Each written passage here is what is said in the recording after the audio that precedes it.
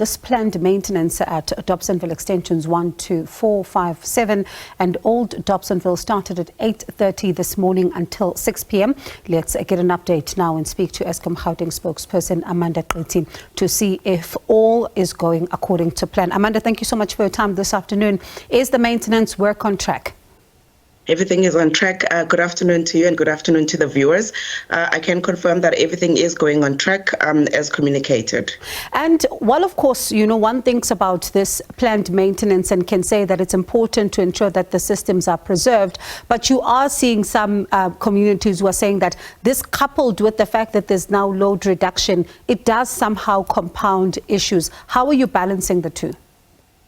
It would compound issues, but you also need to remember that it is important for us to conduct maintenance because we need to assess exactly the status of our network. So this is one thing that we cannot stop doing, but we do communicate way in advance when we're going to conduct maintenance in specific areas. So 14 days prior to the maintenance, we would issue a communication, and then the day before, like we did yesterday for the the one in Dobsonville, we also issued a communication. Likewise, with load reduction, there is a schedule that customers are later on in terms of when we will have load reduction. And load reduction is implemented between 5 a.m. and 9 a.m. in the morning and then in the evening. So it's between the peak times that we implement load reduction. But unfortunately, this is something that we can't not do. It's critical for our plant to make sure that maintenance is conducted.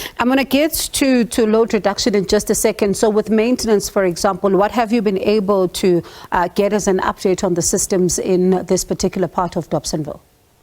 Look, at the moment, the technicians are the ones that are busy conducting the maintenance. Remember, they would need to do inspections just to determine exactly if the plant and the equipment is still in good condition, take some oil samples, send those to the labs, and do some visual checks at the substation. So at the moment, I cannot say exactly what they're picking up, but this is just routine maintenance that we are conducting in this area. So with load reduction, of course, it's an indication in some of these cases that of an overloaded system, given some of the illegal connections, and it impacts even some of those who pay, for example, in some of these cases. How are you working around this? At the moment, unfortunately, as you say, this is something that is inconveniencing also the customers that are paying. We are looking at alternatives or methods to try and ensure that we can exclude those customers that are paying, because really load reduction is due to customers that have bypassed their meters and have illegally connected.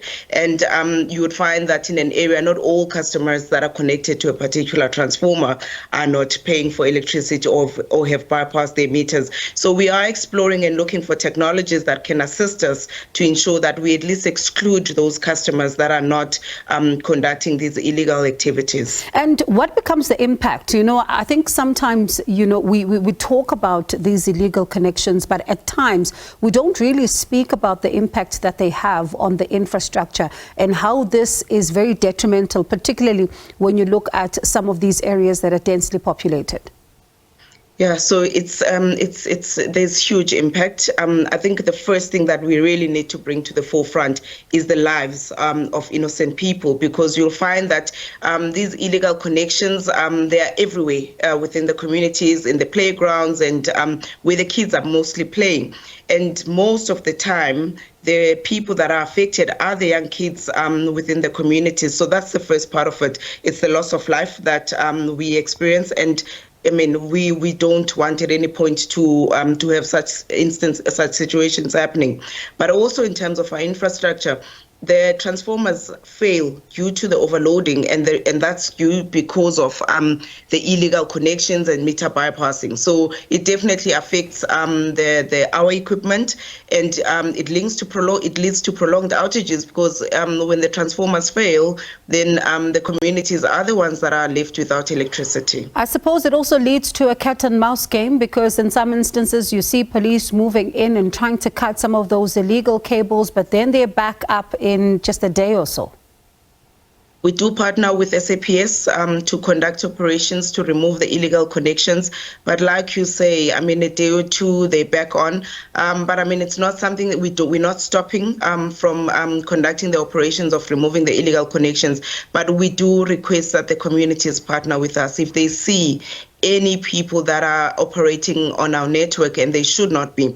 They should report those individuals because, as I said earlier, it really does inconvenience them. The kids, the ones that are affected by the illegal connections, then they don't have electricity for extended periods. So we really do request that we have that partnership with the communities, and they report to us when they see the individuals that are connecting illegally and bypassing their meters. And I see tomorrow there's Cosmo City that will be impacted when it comes to areas where, planned maintenance is to be conducted. Is that the only area, or are there other areas in the future?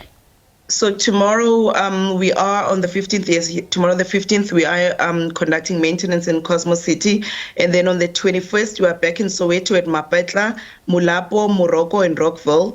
And then on the 5th of September, we are in Fourways at Craigavon and Douglasdale. So those are the areas that we have listed at the moment. But as we get the schedule, because remember, we have a maintenance schedule that we follow. So as we get the areas, we communicate to the customers. Amanda, thank you very much for that update. Appreciate it. That was Eskom Gauteng Spokesperson, Amanda Qithi.